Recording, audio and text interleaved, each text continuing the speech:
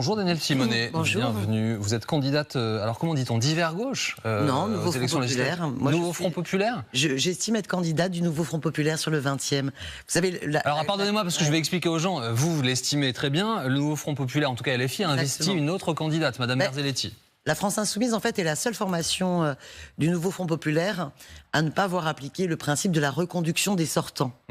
Et finalement, moi, je suis candidate sur la 15e circonscription dans le 20e arrondissement, soutenue à la fois par les personnalités qui ont lancé le Front Populaire, Marine Tondelier, Olivier Faure, Clémentine Autain, François Ruffin. Et localement, je suis soutenue à la fois par le Parti communiste français, les écologistes. Vous n'êtes pas la candidate de l'appareil, quoi.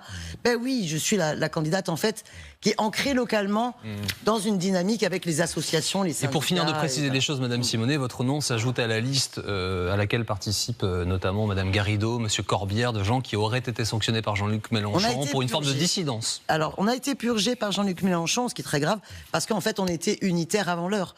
On défendait dans la France insoumise une stratégie qui soit moins celle du clivage permanent, mais plutôt de rassembler toutes les forces de gauche sur un programme de rupture, parce qu'il n'y a que comme ça qu'on peut lutter contre l'extrême droite. Alors, Madame Simonet, plus de démocratie. Je vais présenter tout de même Bruno Millienne. Bonjour et bienvenue. Alors vous étiez candidat pour le MoDem, donc la majorité présidentielle, dans la 9e des Yvelines. Vous vous êtes désisté.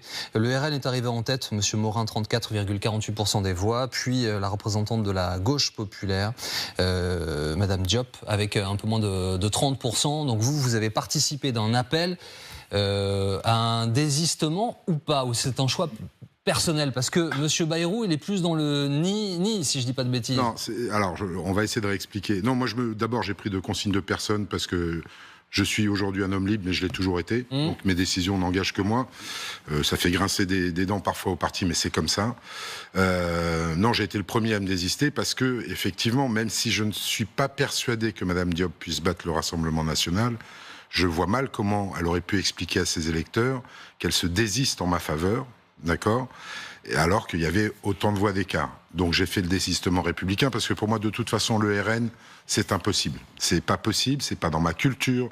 Moi, j'ai vécu les 18 premières années de ma vie à l'étranger. Le mot racisme n'existe pas dans ma famille. Donc là, ce parti qui veut scinder la France, on va dire, en deux catégories de Français différents, on l'a vu, entre les Français dits de souche, alors que ça n'existe pas en réalité, et les fameux binationaux, parce que je rappelle quand même que Marine Le Pen avait un projet de loi qu'elle a déposé à l'Assemblée nationale début janvier 2024, qui interdisait aux binationaux d'avoir des postes dans toute la fonction publique. C'était pas seulement les postes sensibles. Donc voilà, qui nous raconte pas d'histoire là-dessus en disant ça sera quelques cas. Et ça, cette vision de la France est totalement antinomique avec les valeurs humanistes que je porte. Ce qui vous fait deux points communs déjà, pour commencer. La liberté.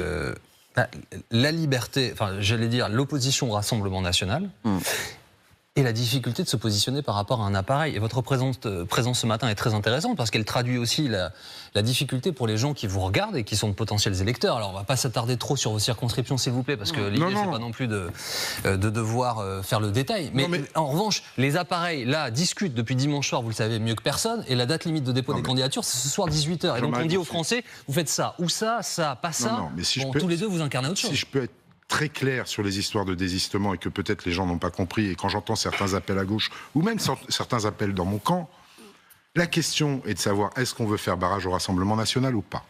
Si on veut faire barrage au Rassemblement national, l'automaticité du troisième qui se désiste pour le second est idiote.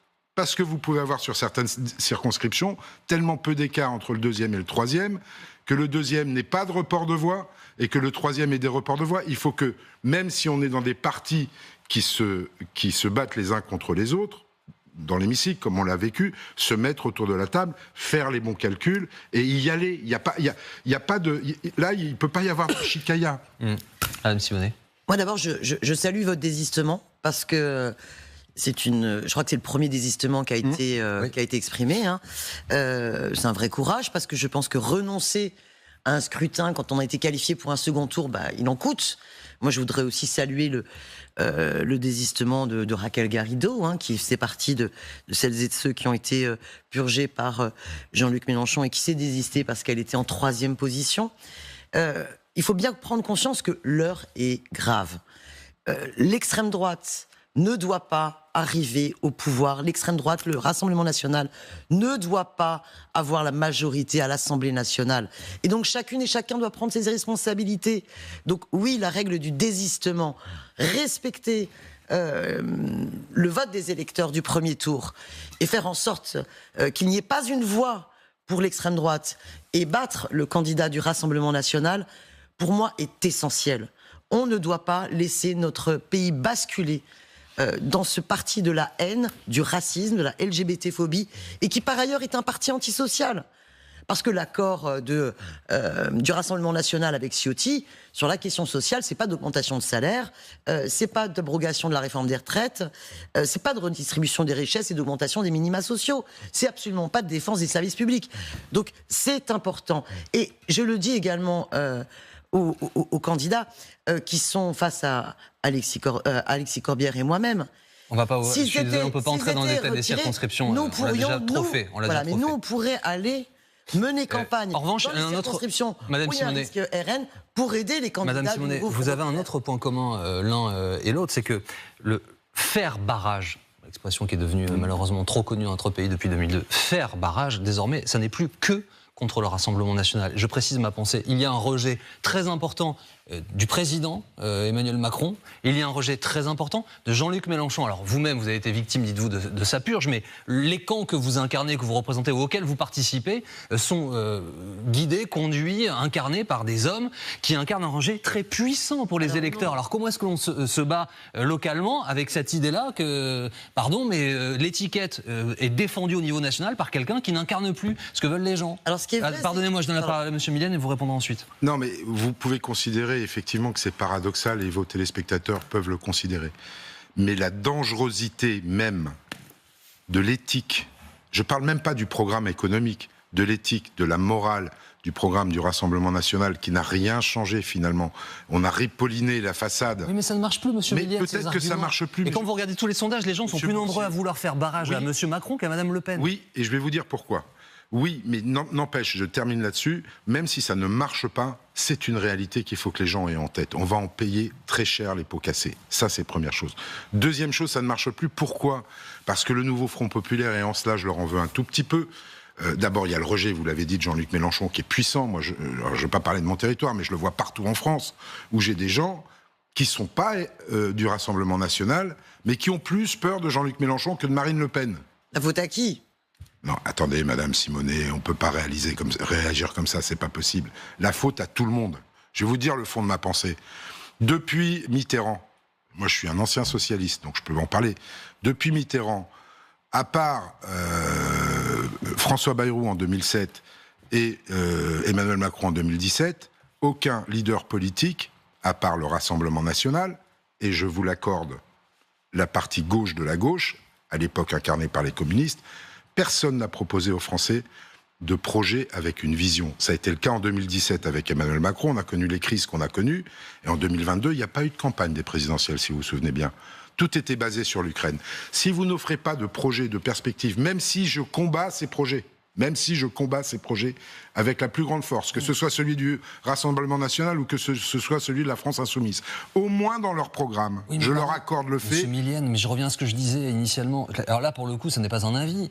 Ce sont des recueils de témoignages de Français. Ils sont plus nombreux à vouloir faire barrage à Emmanuel Macron, même s'il leur a proposé un projet, comme vous dites, qu'à Marine Le Pen. On a proposé un projet en 2017, on n'en a pas proposé en 2022. Marine Le Pen, pour autant que j'exècre son projet, du plus profond de moi-même. C'est un projet, c'est une vision qu'il nous faut combattre, nous démocrates, parce que ce n'est pas notre vision des choses, mais je comprends malheureusement les Français qui votent pour elle, parce qu'elle propose une vision, de la même façon que je comprends les gens qui ont voté LFI en 2022, parce qu'ils proposaient une vision qui n'est pas la mienne, mais au moins il y avait une vision. Notre plus grand tort, le bloc central, c'est de ne pas avoir su écrire l'histoire, le projet et la sortie du tunnel qu'on aurait dû proposer aux Français. Madame Simonet, alors vous-même, vous êtes donc, vous le dites, victime de Jean-Luc Mélenchon, donc vous savez mieux que personne que cet homme incarne aussi un rejet très profond pour une partie des électeurs. Donc il y a des électeurs qui, dimanche, pourraient avoir envie de voter pour le nouveau Front populaire, mais qui ne le feront peut-être pas parce que Jean-Luc Mélenchon est dans le paysage. Et parce que Jean-Luc Mélenchon est potentiel toujours Premier ministre. Alors c'est pour ça que moi, je rappelle toujours cette phrase de Jean-Luc Mélenchon quand il nous disait « faites mieux ». Et je pense que c'est son discours de fin du second tour de la présidentielle. Il y a plein d'hommes et de femmes pour faire mieux. Et vraiment, j'invite tout le monde, dans toute la France, à continuer à soutenir les candidates et les candidats du nouveau Front Populaire, quelle que soit leur appartenance politique. Et je voudrais quand même revenir sur une chose. Emmanuel Macron, en même temps qu'il faisait une politique dont il savait pertinemment qu'elle était antisociale et qu'elle allait susciter le rejet dans le pays, parce qu'elle a aggravé la précarité et la misère, il a tout fait pour dédiaboliser l'extrême droite et diaboliser la France insoumise, la nouvelle Union populaire. Et ça allait jusqu'à Darmanin qui cherchait à diaboliser la Ligue des droits de l'homme. Enfin, je veux dire, ils ont organisé ce basculement complet. Moi, je le redis, vous pouvez ne pas être en accord avec des points du programme. Le fait est que le programme du nouveau Front populaire propose un horizon, comme vous le dites. Il propose une société du partage des richesses, quand le Rassemblement national propose une société de la haine qui fait croire que le problème, c'est le voisin plus précaire, c'est le voisin selon sa couleur de peau, son origine ou son orientation sexuelle. Le programme du nouveau Front populaire propose de repenser l'économie en fonction de la satisfaction des besoins. Alors attendez, Madame Simonet, puisque vous parlez du programme, juste avant ça, puisque M. Millen voulait réagir à votre propos sur le fait que la majorité à laquelle vous avez appartenu a contribué à faire monter le Rassemblement national. Je suis désolé, c'est un lieu commun qu'on présente partout sur tous les plateaux. Madame Le Pen n'a besoin de personne pour se dédiaboliser. Moi, je les ai vus arriver à l'Assemblée nationale, costard cravate, le doigt sur la couture du pantalon. Il y en a un qui a bougé une oreille à un moment, ça a été Grégoire de Fournas. Il s'est pris un retour de la part de Marine Le Pen, on ne l'a pas entendu pendant 6 mois. En opposition, je suis désolé, Daniel Simonet, au cirque que vous avez mis dans l'Assemblée nationale pendant 2 ans, vous renvoyez deux images totalement opposées de gens qui se présentent encore une fois en façade comme sérieux, responsables, etc. Et vous n'avez fait que foutre le bordel pendant 2 ans. Donc vous êtes en partie responsable, et Jean-Luc Mélenchon, en partie responsable de la montée du Rassemblement national. Je suis désolé de vous le dire autant que je pense. Et puis pour terminer uniquement sur les programmes... Non, pardon, juste là-dessus, parce qu'après on va rentrer dans les programmes, mais juste là-dessus, qu'est-ce que vous répondez à ça, Madame Simonet, que vous avez une part de responsabilité aussi? Écoutez, est-ce que vous l'admettez? J'entends ce que vous dites. Moi, j'ai été quand même assez effarée pendant ces 2 années, en fait, en tant que députée à l'Assemblée nationale, de voir à quel point il y avait de la part de la Macronie un refus, mais systématique, de prendre en compte tous nos amendements. Une volonté systématique de ne pas coproduire, tout en disant en permanence il faut la coproduction, la coproduction. Vous savez, moi j'étais rapporteur d'une commission d'enquête sur le scandale des Uber Files. C'était dingue. Le président était macroniste. Le président m'a empêché de pouvoir auditionner les membres du cabinet d'Emmanuel Macron lorsqu'il était ministre de l'économie. Il a empêché le travail en toute transparence de cette commission parlementaire pour pouvoir auditionner ceux qui étaient dans le cœur du réacteur de la Macronie. Alors que c'est un scandale d'État sans précédent. Je veux dire, c'est un déni démocratique. Vous comprenez ce que je veux vous dire? Donc, comprenez également, je n'ai pas toujours été d'accord. Il y a eu des débats internes au groupe de la France Insoumise sur la stratégie, la façon de s'exprimer dans l'hémicycle. Mais il faut comprendre aussi que la façon totalement obtuse de la Macronie, qui n'a cessé d'utiliser le 49.3, parce que la Macronie ne tient que par les institutions de la Ve République. C'est la monarchie présidentielle et le 49.3, c'est vraiment le refus de tout débat parlementaire et le piétinement de l'Assemblée en permanence. Je ne peux pas laisser passer ce genre de mensonge. On va revenir sur le 49.3 2 secondes. Moi, j'ai participé aux travaux. Alors évidemment, à la France Insoumise, on ne vous a pas donné beaucoup d'amendements que vous vouliez aux différents projets de loi de finances. Et quasiment aucun. Hein. Au projet de loi de financement de la sécurité sociale, je l'admets volontiers. Moi, je peux parler librement, je ne suis plus député. Toujours est-il que quand on a proposé à des oppositions, alors évidemment, il y avait une opposition forte avec la France Insoumise, mais aux autres oppositions de prendre quelques-uns de leurs amendements, qui étaient des amendements de bon sens, j'ai pas peur de le dire, et que quand on leur pose la question de savoir s'ils vont voter le budget ou au moins s'abstenir, ils vous répondent droit dans les yeux, ben non, on le votera pas, parce que si on le vote, ça veut dire qu'on fait partie de la majorité. Vous voyez bien qu'à un moment ou un autre... D'ensemble, nous allons vous voyez, il y avait un vrai désaccord. Madame Simonet, je vous ai pas interrompu, s'il vous plaît. Vous voyez bien que si on explique ça aux Français, c'est incompréhensible. Comment simplement par pure opposition, on peut refuser de voter un budget pour la France alors qu'il y a des amendements dedans qui ont été acceptés. Monsieur Millienne, parce que le vote d'un budget, c'est ce qui est le plus politique à l'Assemblée nationale. Donc, pour terminer, ces 49.3, moi, je ne les compte pas. Parce que le gouvernement n'avait pas le choix. Il y en a un que je compte, et pour lequel j'en veux au gouvernement. Parce que le groupe MoDem voulait qu'on vote cette loi, c'est la loi sur les retraites. La réforme des retraites. La réforme des retraites. Ça, on voulait absolument que ce soit voté. Excusez-moi, je voudrais que nous avancions sur le contenu des propositions aussi, puisque le temps passe et que dans 5 jours, les Français vont se prononcer. Ce moment, je le dis, et je le dis depuis le soir des Européennes, est historique. Nous vivons un moment historique, je pense que le mot n'est pas galvaudé, vraiment, et c'est un basculement potentiel qui arrive pour notre pays. Vous avez l'air de considérer, Madame Simonet, dans vos arguments, que c'est le nouveau Front Populaire ou le Rassemblement National. Or, ce que l'on entend là désormais depuis quelques heures maintenant, c'est une possibilité de bloc central, peut-être lié aussi aux difficultés de nouveau Front Populaire, duquel serait extrait LFI, avec des socialistes, des écologistes, peut-être des gens de droite, modérés, de centre, enfin je ne sais pas. Est-ce que c'est si simple ? Est-ce que vraiment ça se résume entre nouveau Front Populaire et RN dimanche ? Je pense que la logique de la situation politique arrive à celle-là. Voilà, la logique du nouveau Front Populaire ou la logique de l'extrême droite. Et je pense que les citoyens et les citoyennes sont face à ce choix-là. Ce qui n'empêche pas, partout, dans toutes les circonscriptions où le nouveau Front Populaire ne s'est pas qualifié pour le deuxième tour, ou bien a dû se retirer avec responsabilité, eh bien, j'encourage à ce qu'il n'y ait pas une voix... Il y a 121 retraits sur les 185. Pas une voix pour le Rassemblement National, et à chacune et chacun de prendre ses responsabilités si le bulletin qui est en face peut être pris pour battre le Rassemblement National. Donc il n'y a pas de sujet sur la majorité qui pourrait être centrale, différente de vous ou du RN. Écoutez, à cette heure, pour moi, l'objectif, c'est les urnes de dimanche. Et donc, toutes les supputations sur d'autres configurations, je vais vous dire... J'ai besoin de clarté, moi, en politique. Je me suis engagée pour que les choses soient claires. Vous avez quelques sujets où on a pu travailler à l'Assemblée nationale, par exemple sur le droit de mourir dans la dignité, où là, on a pu avoir des débats transversaux pour permettre d'instaurer une aide à mourir. Et puis, il y a d'autres sujets où on va retrouver un vrai clivage.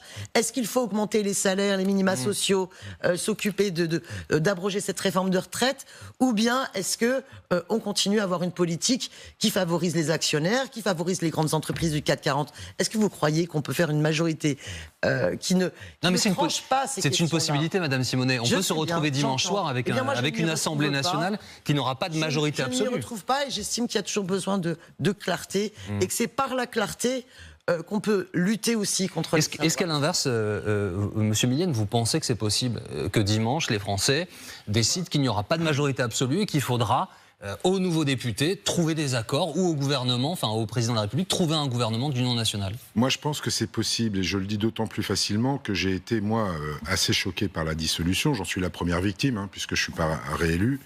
Mais le message qui a été envoyé par le président de la République, qu'on soit d'accord ou pas avec sa dissolution, c'est deux choses. C'est responsabilité des citoyens face au vote. C'est eux qui décident. Aucun problème. Mais responsabilité des politiques face au vote des citoyens. En 2022, nous n'avons pas eu la majorité. Ouais. Absolue, nous avons eu notre majorité relative. Nous aurions dû, tel que nous l'avaient demandé les citoyens, travailler ensemble. Au moins avec les oppositions qui voulaient bien travailler avec nous. Chacun est resté dans son couloir. Moi, j'ai tendu des mains pendant 2 ans, j'ai pris des portes dans la tronche. Bon, cette fois-ci, j'espère bien que si il n'y a pas de majorité absolue à l'Assemblée nationale, certains démocrates, ceux qui ne sont pas sur des lignes très dures, que je respecte, parce qu'encore une fois, c'est leur choix politique, mais qui ne sont pas sur des lignes très dures, à droite comme à gauche, vont pouvoir se retrouver pour au moins avoir un gouvernement de projet qu'on puisse continuer à travailler. Ça va d'où à où, Monsieur Millienne, pour dire la chose clairement? Je vois bien que ça va être compliqué avec la France Insoumise, et c'est pas faire injure à Danielle Simonet, elle le sait très bien. Il y a des positions assez radicales chez eux que je ne vois pas de possibilité d'application. Prenons le SMIC à 1 600 €. Moi, j'ai fait le tour des commerçants de mon territoire. On ne va pas parler de circonscription. Tous m'ont dit, mais si c'est ça, on ferme. On ne peut pas. Donc, il y a Madame Simonet, mais il y a des possibilités d'augmenter les salaires. Celle-ci ne me paraît pas la bonne. Moi, j'invite Esther Duflo et Thomas Piketty à venir. Qui ont validé le programme économique du Front Populaire. Qui viennent, moi. Non, c'est pour préciser pour les gens qui nous regardent. Qui viennent sur mon territoire, et puis on va voir comment ils vont ressortir en short de tous les commerces sur mon territoire. Alors, je vais réagir quand même. Donc, et pour terminer, ça va donc de la gauche hors LFI jusqu'où? Ça peut aller jusqu'au LR modéré. Mais il faut trouver un moyen. Sur l'augmentation des salaires, je vous livre juste une piste. Le problème, c'est pas tant, même si c'est un problème d'être à 1400 euros au SMIC, je le conçois. Mais le problème qu'on a depuis 20 ans, c'est de ne pas réussir à passer la barre des 2000 euros net, parce que les entreprises ne peuvent pas l'assumer, parce que là, vous prenez les charges plein pot. Donc une progressivité... Les cotisations. Voilà. Donc une progressivité pour permettre jusqu'à... Augmenter au-delà du SEC, au-delà du SMIC... Non, excusez-moi, monsieur Millienne, pour les gens qui nous regardent, au-delà du SMIC, augmenter de 100 euros, ça coûte... C'est 500 euros. Ouais, un peu moins de 500. Ouais, plus de 400 euros pour un employeur. Oui, alors merci d'avoir cité la prix Nobel de l'économie, qui peut-être elle aura la paix un jour, on ne sait jamais. Notre programme. Première chose, moi je veux bien aller rencontrer justement vos boulangers et puis vous viendrez aussi rencontrer les miens parce que ce qui menace et ce qu'ils ont très difficilement vécu. C'est pas le meilleur pâtissier ou le meilleur boulanger de France. Le meilleur boulanger de Paris est dans le 20e. Et le plus beau marché est à Niort. Bon voilà, comme ça on a fait le tour. Il est dans la Circo d'à côté, mais voilà. Donc d'abord, c'est les factures d'électricité. C'est la question du prix de l'énergie. C'est donc le marché de l'énergie.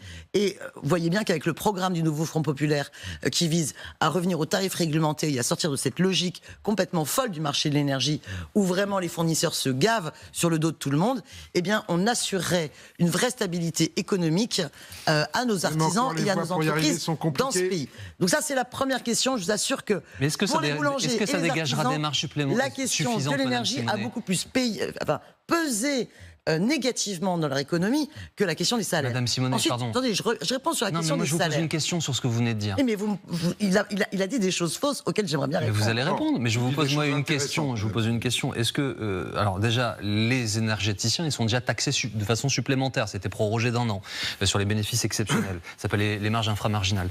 Est-ce que ça suffit? Est-ce qu'un boulanger à qui vous allez donner un peu de marge de manœuvre sur l'énergie, je ne dis pas que ça n'existe pas, c'est de nature à lui permettre d'augmenter? Il faut déjà bloquer les prix. Est-ce que vous vous rendez compte quand même? Et vous ne pouvez pas augmenter le SMIC et bloquer les prix. On a EDF qui vend à perte son énergie à des fournisseurs qui font des culbutes en termes de profit. Enfin, c'est d'une indécence absolue. Vous ne répondez pas, est-ce que ça suffit? Est-ce que ça dégage des marges supplémentaires? Il faut refuser et assumer un bras de fer et aller jusqu'à la désobéissance s'il le faut sur cette logique du marché de l'énergie, premièrement.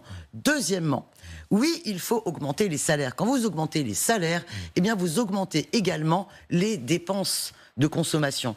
Moi, quand je discute avec plus de gens au chômage et des magasins qui ferment, avec justement, pour reprendre vos exemples de boulangers, pâtissiers généralement, eh bien vous vous rendez compte que les capacités de consommation qui vont au-delà simplement du pain et de la baguette quotidienne, eh bien sont étroitement liées au pouvoir d'achat des ménages. Donc l'augmentation des salaires a justement une logique vertueuse qui permet d'augmenter ensuite une consommation et qui permet aussi d'augmenter l'emploi. Et c'est valable dans tous les secteurs. Mais je connais la théorie. Je dirais par ailleurs que la logique de l'exonération des cotisations et non pas des charges est vraiment à l'heure. C'est du vol. Les cotisations, c'est notre salaire socialisé, d'accord? Ça fait partie du salaire des travailleurs. Et les charges patronales, vous en faites quoi? Les charges patronales, ce sont des cotisations patronales qui participent de la solidarité, c'est-à-dire qui financent à la fois notre sécurité sociale, notre politique de santé, nos retraites. Donc baisser les cotisations sociales, c'est casser ce système-là. Il y a aussi des mesures importantes. Alors attendez, excusez-moi, parce comment vous acceptez, et vous n'avez rien fait là-dessus, que se développe dans ce pays des recours à des auto-entrepreneurs qui permet aux entreprises de pouvoir ne plus assumer leurs obligations d'employeur et les cotisations, c'est plus d'1 milliard en moins chaque année dans les caisses de retraite. Madame Simonet, s'il vous plaît, je voudrais revenir sur une des propositions du nouveau Front Populaire, interroger Monsieur Millienne à ce sujet. Si je ne dis pas de bêtises, je pars sur votre contrôle, vous êtes candidate, pas moi. Le nouveau Front Populaire propose une caisse de péréquation pour financer ces augmentations de salaire, c'est-à-dire, en gros, allons chercher, vous dites ça, vous me confirmez, hein, chez les milliardaires, chez les plus grandes entreprises, tout ce qui est du gras, en gros, hein, il y en a beaucoup. Pour financer cette caisse de péréquation et permettre aux petits entrepreneurs, parce que je rappelle c'est 95% du tissu économique français, hein, TPE, PME, de financer les augmentations. Vous en pensez quoi, cette caisse de péréquation? D'abord, c'est pas très clair, parce que dans un premier temps, on avait dit on va leur permettre de prendre un prêt à taux zéro pour pouvoir payer les salaires. Vous endettez pour pouvoir payer les salaires. Et puis là, si, j'ai entendu des gens de chez vous le dire, et là, la péréquation, moi je sais pas comment ça fonctionne. Je sais pas comment vous obligez les entreprises à le faire. Vous pouvez demander à Mme Simonet. Voilà, donc ça c'est le premier point. Deuxième point, vous croyez que les entreprises Il y a plein de choses dans le programme qui vont pas. Quand sur l'impôt sur le revenu, sur la dernière tranche, vous taxez à 90%, ça va être retoqué par le Conseil constitutionnel. C'est confiscatoire. Mais bien sûr que si. Et quand vous aurez pris... Oui, mais on n'est pas aux États-Unis, Madame Simonet, ça ne vous aura pas échappé. Ben ça vous aura Même pas si échappé. Mélenchon ressemble beaucoup à Trump, on n'est pas aux États-Unis. Voilà. Et puis voilà, il y a plein de choses qui vont pas passer. Je suis désolé. Comment ça passe? Moi, les entreprises, pour le coup, travailler beaucoup avec elles, puisque je suis un libéral, d'après vous. Eh bien, je peux vous dire une chose, vous allez les dépouiller une fois, pas deux. Donc c'est un one-shot, votre truc. Mais je vous le garantis, vous allez les dépouiller une fois, pas deux. Je vais vous dire le principal danger pour le second tour, c'est que pour la majeure partie des gens, votre programme confiscatoire fait bien plus peur aux gens que le programme tellement flou du Rassemblement national que personne n'y comprend rien. Ce qui fait peur aux gens sur le Rassemblement national, c'est le côté xénophobe, raciste, France coupée en deux, et ça, mais pas leur programme économique. Regardez la bourse depuis lundi. Elle n'est pas affolée, la bourse, depuis lundi. Ça a clôturé à plus 1 hier. Ce qui est quand même dingue, c'est qu'à chaque fois que l'on propose de taxer les ultra-riches, on a été les premiers à vouloir le faire. Arrêtez. Sous Emmanuel Macron, vous avez enrichi les ultra-riches. Vous avez une fiscalité. Qui a proposé la première mesure. Non, arrêtez. Dans la majorité présidentielle, qui a proposé de les taxer? Soyez honnête. Je ne vous ai pas coupé la parole, donc maintenant vous arrêtez à votre tour. Bon, bien. La première mesure d'Emmanuel Macron, c'est de piquer les APL des pauvres locataires et supprimer l'impôt sur la fortune des plus riches de ce pays. Remplacé par l'IFI. Non mais arrêtez maintenant, ça suffit. Non mais... Et souffrez que je suis, moi, encore candidate et que je continue. Et que je suis une femme et que j'ai le droit de prendre la parole. Donc, je vais vous dire une chose. La politique d'Emmanuel Macron a été justement une politique qui défendait et préservait les intérêts des plus grandes entreprises du CAC 40. Vous dites que notre caisse de péréquation ne marchera pas et que les entreprises n'en voudront pas. On ne demandera pas l'avis des grandes entreprises de ce pays. Parce qu'à un moment donné, l'obligation de participer à l'effort de solidarité nationale, eh bien, c'est la loi. On s'attaquera à l'évasion fiscale, ce que vous n'avez pas fait. Est-ce qu'elles resteront, Madame Simonet ? Nous nous attaquerons à toutes ces stratégies d'optimisation fiscale qui permettent à ce que les grandes entreprises... Une question de clarification. Est-ce qu'elles resteront ? Les grandes entreprises échappent à l'impôt quand les artisans n'échappent pas à l'impôt sur les sociétés. Non, mais par exemple, je prends une entreprise qui est souvent pointée du doigt par la France Insoumise ou le Nouveau Front Populaire, c'est Total. Mais Total a une partie de son activité en France, une petite partie de son activité en France. Est-ce que Total, demain, restera en France si...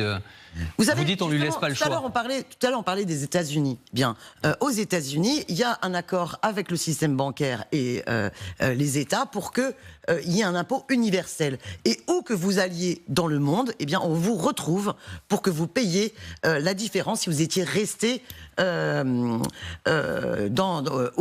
États-Unis sur le sol américain. Vous devez payer les impôts que vous devez payer. Point. Donc, on propose le même système. Les 15% sur qu'il y ait une véritable position universelle pour que aucune personne qui quitterait la France puisse échapper à l'effort national. Merci beaucoup, Madame Simonet. La solidarité, on s'en donne les moyens. Merci, Madame Simonet. Merci beaucoup, Monsieur Millienne, d'avoir été avec nous ce matin.